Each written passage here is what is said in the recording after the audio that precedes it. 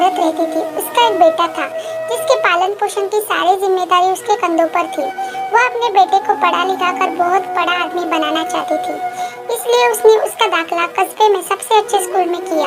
वह दिन रात मेहनत करती ताकि बेटे की स्कूल की फीस दे सके।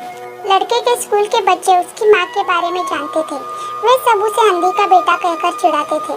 लड़का इससे बहुत परेशान था। उसे अपनी माँ पर शर्म आने लगी थी। वह उसके साथ कहीं भी आने जाने से कतराने लगा था। जब लड़का बड़ा हुआ तो उसकी शहर में अच्छी नौकरी लग गई। उसने अपनी माँ से वादा किया कि शहर में मकान लेकर वह उसे लेने आएगा, लेकिन वह शहर गया तो फिर लौटकर वापस नहीं आया। उसकी अंधी माँ उसका इंतजार कर रह गई। कई महीने बीत गए, लड़के की कोई खबर नहीं आई। अंधी एक दिन उससे नहीं रह गया और वह बेटे से मिलने शहर पहुंच गई। पूछते पूछते वह बेटे के ऑफिस पहुंची। वहाँ सिक्योरिटी गार्ड ने उसे रोक दिया। अंधी औरत ने गार्ड को अपने बेटे का नाम बताया और बोली कि उससे जाकर कह दो गाँव से कोई मिलने आया है। ने जाकर उसके बेटे को बताया। बेटे ने ऑफिस की खिड़की से देखा तो उसे अपनी माँ गेट के बाहर खड़ी नजर आई। वह ऑफिस में सबके सामने अपनी माँ की वजह से शर्मिंदा नहीं होना चाहता था। उसने कहला दिया कि वह ऑफिस में नहीं है। औरत वहाँ से चली गई। शाम को वह लड़का ऑफिस से घर जाने के लिए निकला। रास्ते में एक जगह काफी भीड़ जमा थी। वह अपनी गाड़ी रोककर भीड़ के पास पहुंचा और वो बीच सड़क में अपनी माँ को मारा पाया।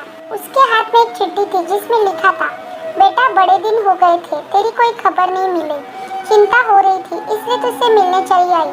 तू तो अब बड़ा आदमी बन गया है। तुझसे मिलना अब शायद मुझसे ऐसे गरीब की किस्मत में नहीं है, लेकिन मैं बहुत खुश हूँ तेरे लिए। तूने अपना ही नहीं मेरा सपना पूरा किया। मलाल है कि तेरी तरक्की देख नहीं सकती। काश बचपन में तेरी आंखों में सरिया न घुसा होता और मुझे तुम्हें अपनी आंख नहीं देनी पड़ी होती तो तेरी तरक्की अपने आंखों से देखकर सुकून से मरती। तेरी अंधी माँ।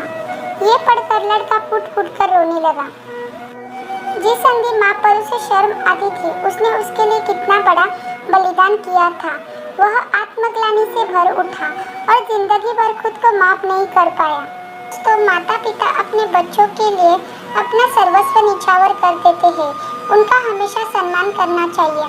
दोस्तों, अगर आपको मेरी वीडियो पसंद आती है तो मेरे चैनल को सब्सक्राइब जरूर करना। Thank you for watching.